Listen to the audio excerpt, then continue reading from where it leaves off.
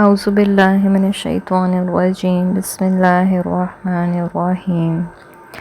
ربی اشرح لی صدری ویسر لی امری واحلل عقدۃ من لسانی یفقہوا قولی۔ سورہ البقرہ آیت نمبر 231۔ وَإِذَا طَلَقْتُمُ النِّسَاءَ فَبَلَغْنَ أَجَلَهُنَّ فَأَمْسِكُوهُنَّ بِمَعْرُوفٍ أَوْ سَرِّحُوهُنَّ بِمَعْرُوفٍ۔ اور جب تم عورتوں کو طلاق دے دو اور ان کی عدت پوری ہونے کو آ جائے تو پھر یا تو سیدھی طرح انہیں اپنے پاس رکھو یا پھر بھلے طریقے سے انہیں رخصت کر دو۔ یہاں اس معاشرتی برائی کا بیان ہے جس کا ذکر پہلی آیت میں ہو چکا ہے، یعنی جب تم ایک یا دو طلاقیں دے چکو پھر ان کی عدت پوری ہونے کو آئے تو اس وقت تمہارے لیے دو ہی راستے ہیں۔ ایک یہ کہ خلوص نیت سے ان سے رجوع کرو، اس ارادے سے کہ آئندہ اسے درست طور پر بسانا ہے، یا پھر انہیں کچھ دے دلا کر شریفانہ طور پر رخصت کرو۔ اور اگر تم نے رجوع کر کے انہیں تنگ کرنے، ستانے یا ان پر زیادتی کرنے کی روش اختیار کی تو یاد رکھو اس ظلم اور زیادتی کا وبال تمہیں اللہ کے ہاں بھگتنا پڑے گا۔ انہیں دکھ پہنچانے کی خاطر نہ روکے رکھو، یعنی رجوع کر لو کہ تم ان پر زیادتی کر سکو، اور جو شخص یہ کام کرے گا تو وہ اپنے آپ پر ہی ظلم کرے گا، اور اللہ تعالیٰ کے احکام کا مذاق نہ اڑاؤ۔ مذاق اڑانے کا مطلب یہ ہے کہ طرح طرح کے حیلے سازیوں سے اللہ تعالیٰ کی آیات اور احکام کا ایسا مطلب نکالا جائے جو اس کے واضح مفہوم اور اس کی روح کے منافی ہو، اور ایسا مذاق اڑانے کی واضح مثال نکاح حلالہ ہے۔ اور اس کی دوسری مثال یہ ہے کہ خود رسول اللہ صلی اللہ علیہ وسلم کے عہد میں ایک شخص نے اپنی عورت کو بیک وقت 3 طلاقیں دے دیں۔ آپ کو جب یہ بات معلوم ہوئی تو غصے کی وجہ سے اٹھ کھڑے ہوئے اور فرمایا کہ میری زندگی میں اللہ کے احکام سے یوں کھیلا جانے لگا ہے جبکہ ابھی میں تم میں موجود ہوں، اور اللہ کے اس احسان کو یاد رکھو جو اس نے تم پر کیا اور جو تم پر کتاب اور حکمت نازل کی جس کے ذریعے وہ تمہیں نصیحت کرتا ہے، اور اللہ سے ڈرتے رہو، جان لو کہ اللہ ہر چیز کو خوب جانتا ہے۔ اس طرح تو اپنے اغراض کی خاطر اللہ تعالیٰ کے ہر حکم سے اس کی اصل روح کو فنا کر کے اسے الفاظ کی قید میں مقید کر کے اور فقہی شگافیاں پیدا کر کے اپنی مرضی کے مطابق ڈھالا جا سکتا ہے، اور اسی بات پر اللہ تعالیٰ نے تنبیہ فرمائی ہے کہ اللہ نے ان احکام میں سے جو حکمتیں اور مصلحتیں رکھی ہیں ان احکام کا مذاق اڑا کر ان کا ستیہ ناش نہ کر دینا، اور اس سلسلے میں اللہ سے ڈرتے رہو۔ وَإِذَا طَلَقْتُمُ النِّسَاءَ فَبَلَغْنَ أَجَلَهُنَّ فَلَا تَعْضُلُوهُنَّ أَن يَنكِحْنَ أَزْوَاجَهُنَّ إِذَا تَرَاضَوْا بَيْنَهُم بِالْمَعْرُوفِ۔ جب تم عورتوں کو طلاق دو اور وہ اپنی عدت کو پہنچ جائیں تو انہیں اپنے پہلے خاوندوں سے نکاح کرنے سے نہ روکو جبکہ وہ معروف طریقے سے آپس میں نکاح کرنے پر راضی ہوں۔ حضرت معقل بن یسار کہتے ہیں کہ میری بہن جمیلہ کو اس کے خاوند عاصم بن عدی نے طلاق رجعی دی مگر رجوع نہ کیا یہاں تک کہ پوری عدت گزر گئی۔ پھر عدت گزر جانے کے بعد دوبارہ نکاح کے لیے مجھے پیغام بھیجا جبکہ مجھے اور بھی پیغام آ چکے تھے۔ میں نے غیرت اور غصے کی وجہ سے اسے برا بھلا کہا اور انکار کر دیا اور قسم کھا لی کہ اب اس سے نکاح نہ ہونے دوں گا۔ اس وقت اللہ تعالیٰ نے یہ آیت نازل فرمائی اور میں نے اس حکم کے آگے سر تسلیم خم کر دیا اور قسم کا کفارہ ادا کر دیا۔ اس حدیث سے یہ بات معلوم ہوتی ہے اگرچہ ولی کے بغیر نکاح نہیں ہوتا جیسا کہ کئی احادیث سے بھی ثابت ہے، تاہم اللہ تعالیٰ نے عورت کی رضا کو ولی کی رضا پر مقدم رکھا ہے، یعنی ولی کی رضا کے اوپر رکھا ہے۔ یہاں صورتحال یہ تھی کہ جمیلہ کو نکاح کے کئی پیغام آئے اور اس کے سابق خاوند عاصم بن عدی کا پیغام بھی آیا۔ اب معقل وقتی غصہ اور غیرت کی بنا پر عاصم سے نکاح نہیں چاہتا تھا جبکہ جمیلہ عاصم ہی سے نکاح کرنے پر رضامند تھی، جیسے کہ آیت کے الفاظ سے واضح ہے۔ تو اللہ تعالیٰ نے معقل کے بجائے جمیلہ کی رضا کو اوپر رکھ کر اس کے مطابق حکم نازل فرما دیا۔ جو کوئی تم میں سے اللہ پر اور آخرت کے دن پر ایمان رکھتا ہے اسے اس بات کی نصیحت کی جاتی ہے یہی تمہارے لیے شائستہ اور پاکیزہ طریقہ ہے، اپنے کام کی حکمت اللہ ہی جانتا ہے، تم نہیں جانتے۔ حضرت ابو ہریرہ کہتے ہیں کہ رسول اللہ صلی اللہ علیہ وسلم نے فرمایا کہ بیوہ یا مطلقہ عورت کا اس وقت تک نکاح نہ کیا جائے جب تک اس سے صاف صاف زبان سے اجازت نہ لی جائے، اسی طرح قواری کا بھی نکاح نہ کیا جائے جب تک وہ اجازت نہ دے دے۔ صحابہ نے عرض کیا یا رسول اللہ صلی اللہ علیہ وسلم قواری اجازت کیوں دے گی؟ آپ نے فرمایا اس کا چپ رہنا ہی۔ کیسے اجازت دے گی؟ آپ نے فرمایا کہ اس کا چپ رہنا ہی اس کی اجازت ہے۔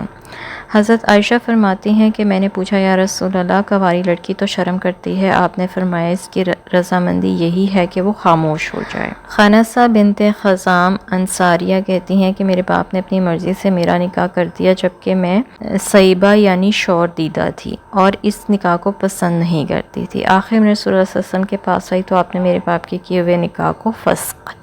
کر ڈالا یعنی ختم کر ڈالا۔ قاسم بن محمد کہتے ہیں کہ جعفر بن ابی طالب کے خاندان کی ایک عورت کو یہ خطرہ پیدا ہوا کہ اس کا ولی کہیں جبراً اس کا نکاح نہ پڑھا دے، اور وہ اس نکاح سے ناخوش تھی۔ آخر اس نے کسی شخص کو 2 بوڑھے انصاریوں عبد الرحمن بن جاریہ اور مجمع بن جاریہ کے پاس یہ مسئلہ پوچھنے کے لیے بھیجا۔ انہوں نے کہلا بھیجا کہ تو کاہے کو ڈرتی ہے؟ خانسہ بنت خزام کا نکاح اس کے باپ نے جبراً کر دیا تھا اور وہ اس نکاح کو پسند نہیں کرتی تھی، تو رسول اللہ صلی اللہ علیہ وسلم نے یہ نکاح فسخ کر دیا۔ ابو موسیٰ سے روایت ہے کہ رسول اللہ صلی اللہ علیہ وسلم نے فرمایا کہ ولی کے بغیر جو ہے وہ نکاح درست نہیں۔ ترمذی کے علاوہ اسے ابو داؤد، ابن ماجہ اور دارمی نے بھی روایت کیا ہے۔ حضرت عائشہ ام المومنین سے روایت ہے کہ رسول اللہ صلی اللہ علیہ وسلم نے فرمایا کہ جو عورت اپنے ولی کی اجازت کے بغیر نکاح کر لے تو اس کا نکاح باطل ہے، یعنی 3 دفعہ یہ فرمایا۔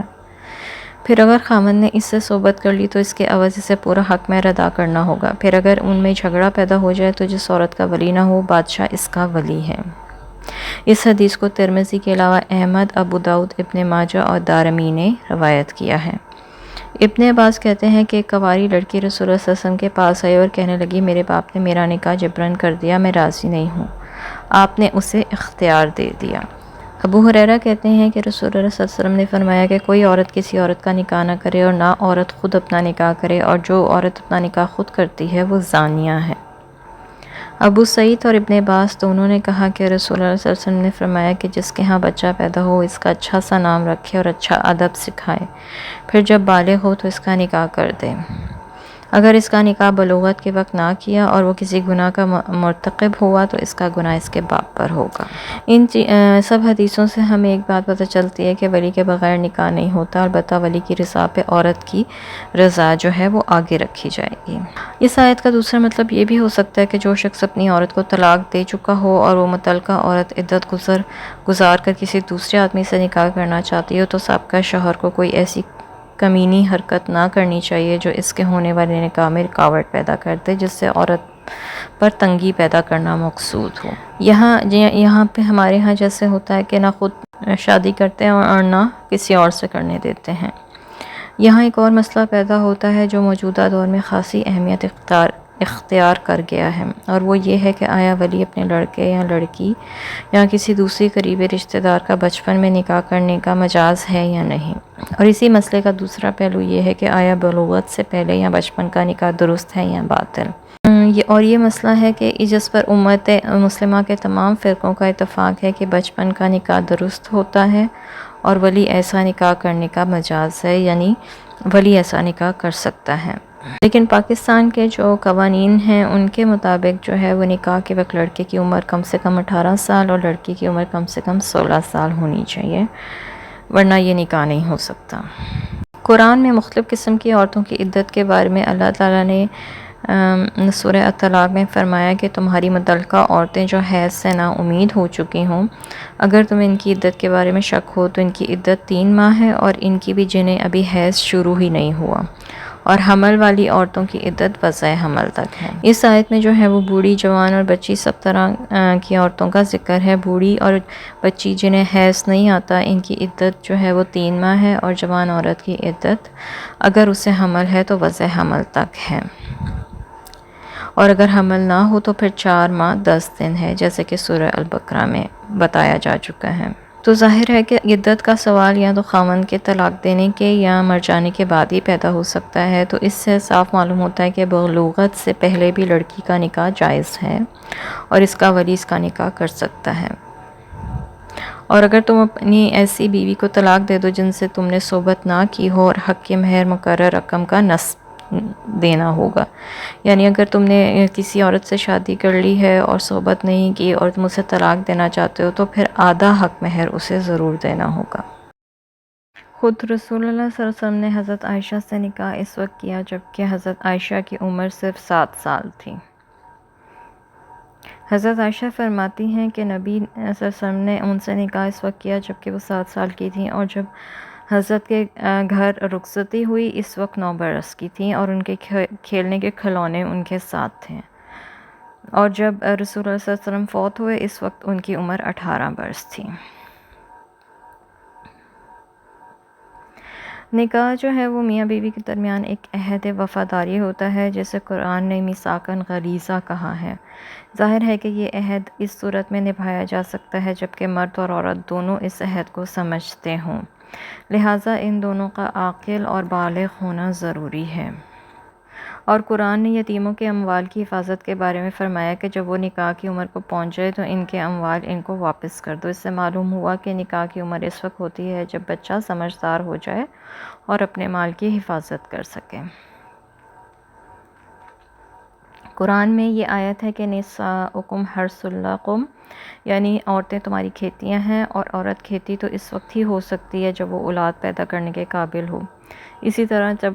تک لڑکا بھی اولاد پیدا کرنے کے قابل نہ ہو اس کا نکاح نہیں ہو سکتا. اس کے علاوہ نکاح کا یہ ہے کہ وہ انسان کو فحاشی سے، بے حیائی سے اور زنا سے بچاتا ہے. یہی اس کا اصل مقصد ہے تاکہ مرد اور عورت جو ہے وہ دونوں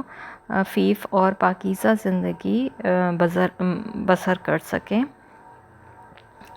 اور معاشرہ جو ہے وہ ایک پاک، صاف اور ستھرے معاشرے کا قیام ہو سکے. اس کے علاوہ یہ ہے کہ اپنی قوم کی بیواؤں کے نکاح کر دیا کرو، اپنے غلاموں اور کنیزوں کے بھی جو نکاح کے قابل ہوں. یہ سورہ النور میں آیا ہے. اس آیت میں ایامہ کا لفظ غور طلب ہے. ایامہ آئم کی جمع ہے، بامعنی وہ مرد جس کی طلاق ہو گئی ہو، یا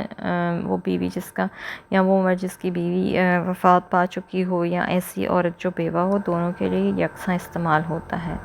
یعنی بے شوہر عورت یا بے زن مرد جو ہیں وہ دونوں آئمہ ہیں. اب جو شوہر جس کی بیوی جو ہے وہ فوت ہو چکی ہے یا جو بیوہ عورت ہے، ان کے ہاں اولاد بھی ہوتی ہے، پھر ان کے پاس اولاد پہلے ہی موجود ہو تو جوانی سے ڈھل چکے ہوں گے، مزید اولاد کی خواہش بھی نہ ہوگی، تو پھر ایسے قسم کی عورتیں یا مردوں کے نکاح کرنے کا حکم کیوں دیا جا رہا ہے؟ کیا اس کا یہی مقصد باقی نہیں رہ جاتا کہ معاشرے سے فحاشی کا کلی طور پر جو ہے وہ خاتمہ ہو جائے؟ نکاح کا ایک اور اہم مقصد جو ہے وہ رشتہ اخوت ہے اور مودت ہے، مطلب محبت، جس کو مزید پائیدار کیا جاتا ہے اور مستحکم بنانا ضروری ہے. رسول اللہ صلی اللہ علیہ وسلم نے 51 سال کی عمر میں حضرت عائشہ سے نکاح کیا تو اس کا مقصد محض حضرت ابو بکر سے رشتہ محبت کو مزید مستحکم بنانا تھا. اس وقت آپ صاحب اولاد تھے، اگرچہ حضرت خدیجۃ الکبریٰ فوت ہو چکی تھیں، تاہم ان کی جگہ حضرت سودا موجود تھی. والوالدات یرضعن اولادہن حولین کاملین لمن اراد ان یتم الرضاعہ. جو باپ باہمی جدائی کے بعد یہ چاہتا ہو کہ اس کا بچہ پوری مدت دودھ پیے تو مائیں اپنے بچوں کو پورے 2 سال دودھ پلائیں، اور ماں اور بچے کے کھانے اور کپڑے کی ذمہ داری اس پر ہے جس کا وہ بچہ ہے، یعنی باپ پر، اور یہ خرچ وہ دستور کے مطابق ادا کرے گا، مگر کسی پر اس کے مقدر سے زیادہ بوجھ نہ ڈالا جائے. نہ تو والدہ کو اس کے بچے کی وجہ سے تکلیف دی جائے اور نہ ہی باپ کو اپنے بچے کی وجہ سے تکلیف دی جائے. اور باپ مر جائے تو نان نفقے کی یہ ذمہ داری وارث پر ہے، اور اگر 2 سال سے پہلے وہ باہمی رضامندی اور مشورے سے دودھ چھڑانا چاہیں تو ان پر کچھ گناہ نہیں. اگر تم اپنی اولاد کو کسی دائی سے دودھ پلوانا چاہو تو بھی کوئی حرج کی بات نہیں، جبکہ تم دائی کو دستور کے مطابق اس کا معاوضہ دو جو تم نے طے کیا ہے. اور اللہ سے ڈرتے رہو اور جان لو کہ جو کچھ بھی تم کرتے ہو اللہ اسے خوب دیکھ رہا ہے. والدات کے حکم میں وہ مائیں بھی داخل ہیں جن کو طلاق ہو چکی ہو، خواہ وہ عدت میں ہوں یا عدت بھی گزر چکی ہو، اور وہ بھی ہیں جو بستور بچے کے باپ کے نکاح میں ہوں۔ اس سے معلوم ہوا کہ رضاعت کی زیادہ سے زیادہ مدت 2 سال ہے، تاہم اس سے حسب ضرورت کم ہو سکتی ہے، اور یہ مدت قمری تقویم کے حساب سے شمار ہوگی، یعنی قمری مہینوں میں۔ منکوحہ عورت اور مطلقہ عورت جو عدت میں ہو، اس کے کھانے اور کپڑے کی ذمہ داری تو پہلے ہی بچے کے باپ پر ہوتی ہے، اور اگر عدت گزر چکی ہے تو پھر اس آیت کی روح سے باپ ہی اس مطلقہ عورت کے اخراجات کا ذمہ دار ہوگا، کیونکہ وہ اس کے بچے کو دودھ پلا رہی ہے۔ والد سے اس کی حیثیت سے زیادہ کھانا اور کپڑے کے اخراجات کا مطالبہ نہ کیا جائے۔ یہ مطالبہ خواہ عورت خود کرے یا اس کے ورثاء کریں، یعنی اس کے جو وارث ہیں، اس کے گھر والے جو ہیں۔ ماں بلا وجہ دودھ پلانے سے انکار کر دے اور باپ کو پریشان کرے، اس طرح باپ بچے کو ماں سے جدا کر کے کسی اور سے دودھ پلوائے اور اس طرح ماں کو پریشان کرے، یا اس کے کھانے اور کپڑے کے اخراجات میں کنجوسی کا مظاہرہ کرے، یا ماں پر دودھ پلانے کے لیے جبر کیا جائے جبکہ وہ اس بات پر آمادہ نہ ہوں، یہ سب نہیں کرنا چاہیے تنگ کرنے کے لیے ایک دوسرے کو۔ جو بچہ دودھ پی رہا ہوتا ہے وہ خود بھی اپنے باپ کا وارث ہے اور اس کے علاوہ بھی وارث ہوں گے۔ بہرحال یہ خرچہ جو ہے مشترکہ طور پر میت کے ترکے سے ادا کیا جائے گا، اور یہ وہ ادا کریں گے جو عصبہ میں آتے ہیں، یعنی میت کے قریبی وارث مرد جو ہیں، یعنی سسرال والے عورت کے۔ اگر ماں باپ دونوں باہمی مشورے سے 2 سال سے پہلے ہی دودھ چھڑانا چاہیں، مثلا یہ کہ ماں کا دودھ اچھا نہ ہو یا اور بچے کی صحت خراب رہتی ہو، یا اگر ماں باپ کے نکاح میں ہے تو اس کی یہ صورت بھی ہو سکتی ہے کہ ماں کو اس دوران حمل ٹھہر جائے اور بچے کو دودھ چھڑانے کی ضرورت پیش آئے، تو ایسی صورت میں ان دونوں پر کچھ گناہ نہ ہوگا، اور یہ بھی ضروری نہیں ہے کہ بچے کو ضرور 2 سال دودھ پلایا جائے۔ اور اگر تم کسی دائی سے دودھ پلوانا چاہو تو اس کا معاوضہ تو دینا ہی ہوگا، لیکن اس وجہ سے ماں کو جو کچھ طے شدہ خرچہ مل رہا تھا وہ اسے ادا کر دینا چاہیے، اس میں کمی نہیں کرنی چاہیے۔ ٹھیک ہے اگر وہ دودھ نہیں پلا رہی ہے بچے کو، لیکن اس کا خیال تو کر رہی ہے نا۔ ایسے بے شمار احکام ہیں جنہیں بیان کرنے کے بعد اللہ تعالیٰ نے اللہ سے ڈرتے رہنے کی تاکید فرمائی ہے، جس کی وجہ سے یہ معاملات کی دنیا میں ایک ہی معاملے کے بے شمار ایسی شکلیں پیدا ہو سکتی ہیں جن کے مطابق انسان اللہ کی کسی حکم کے ظاہری الفاظ کے پابند رہ کر بھی اپنا ایسا فائدہ سوچ لیتا ہے جو منشاء الہی کے خلاف ہوتا ہے، مگر اس سے دوسرے کا نقصان ہو جاتا ہے یا اسے تکلیف پہنچ جاتی ہے، اور ایسا پیدا ہونے والے تمام حالات کے مطابق الگ الگ حکم جو ہے بیان کرنا مشکل بھی ہے اور اللہ تعالیٰ کی حکمت کے خلاف بھی ہے۔ لہٰذا انسانوں کو چاہیے کہ اللہ سے ڈرتے رہیں، اس لیے اللہ تعالیٰ نے اس کی تاکید بھی کی ہے، اور اپنی نیت درست رکھیں اور آخرت میں اللہ کے حضور جواب دہی کا تصور رکھتے ہوئے اس کے احکام کو بجا لائیں جس میں اللہ تعالیٰ کی رضا ہے۔ وآخر دعوانا ان الحمد للہ رب العالمین، اشہد ان لا الہ الا انت، استغفرک و اتوب الیک۔